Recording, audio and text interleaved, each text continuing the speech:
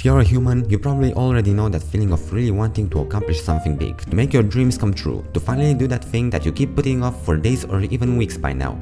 It's 3 AM, you get hit by a random wave of intense motivation to change your life, but it's late now, you'll go to sleep now and tomorrow you'll get to work. Or at least that's what you're telling yourself, but in reality you know deep down that by the time you wake up tomorrow all that motivation will be gone and instead it will be replaced by the dreaded feeling of laziness. It's okay, you'll do it a little later, you tell yourself, and just sit down and binge watch yet another soulless Netflix show. And by now we both know that you're never gonna do that thing that you're sure would change your life if you put some work into it. I'm sure you can relate to this, I'm not judging you, we're all human, but what exactly makes us so inherently lazy? If you're wondering what inherently lazy means, the second inherently lazy entails a person who still functions as mostly normal, but at their core would be happiest lying completely still with plenty of food and drink within easy reaching distance. Does that sound familiar to you? Because I can sure as hell relate to that sometimes. Silly Google definitions aside, let's talk about the science of laziness and why we love wasting our time. The term laziness is often associated with procrastination, also known as the action of delaying or postponing something. Although the term originates from the late 16th century, coming from the Latin word procrastinare, which literally means to put off until tomorrow, know that the concept of procrastination is ancient and humans have had to deal with it pretty much from the beginning of time and all the way to present day. In fact, here is what Hesiod, an epic Greek poet born in 700 BC, had to say about procrastination. Do not put your work off till tomorrow and the day after, for a sluggish worker does not fill his barn, nor one who puts off his work. Industry makes work go well, but a man who puts off work is always at hand's grip with ruin.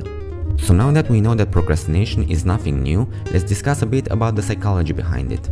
According to researchers, students are particularly prone to procrastinating. According to a 2007 meta-analysis published in the Psychological Bulletin, a staggering 80 to 95% of college students often put off doing projects and coursework. Researchers claim that a number of significant cognitive errors are responsible for academic procrastination, as students typically tend to overestimate how much time they have left to complete a certain task, or even underestimate how long said task would take to complete. In many cases, they may foolishly assume that they will be more motivated to work on the task in the future and that they have to be in the right frame of mind to start working. We know that the best time to start working on something is right now, but for some reason our brain does not want to understand that. One of the first studies to document the dangerous nature of procrastination was published in Psychological Science back in 1997. College students' procrastination was graded, and during the semester their academic performance, stress level, and overall health were monitored. The students who put off their work to engage in more enjoyable activities initially appeared to gain from it, as they appeared to have lower stress levels than the other students. The long-term costs of delay, however, far outweighed the short-term advantages. Students who procrastinated had lower grades than their peers and reported more stress and illness overall. The quality of the task, as well as their own well-being, decreased when true procrastinators put off finishing it. The present bias is a phenomenon observed in human behavior that may result in procrastination. The present bias means that we tend to be motivated more by immediate gratification or rewards than we are by long-term rewards. This is why it feels good in the moment to procrastinate. For example, the immediate reward of staying in bed and watching YouTube videos is more appealing than the long-term reward of creating a YouTube video and uploading it in the hopes that someone will like it, as that would take a larger amount of time. This behavior might actually be stemming from our ancestors, who prioritized immediate gratification such as hunting a deer over long-term gratification such as creating a chain of fast food restaurants, as having something to eat in the moment is better for our survival than having a lot of food to eat a few years later. This survival-oriented behavior might have been passed to us over generations as it was beneficial for our survival, but nowadays it only causes more problems for us than it solves. If you too are suffering from procrastination, and you probably are by the fact that you are watching this video, you might wonder how to fix this issue. For that, there are millions of YouTube videos on how to stop procrastinating, giving you practical advice such as setting up a timetable, breaking tasks into smaller and manageable chunks, and even starting with the easiest task first to gain momentum.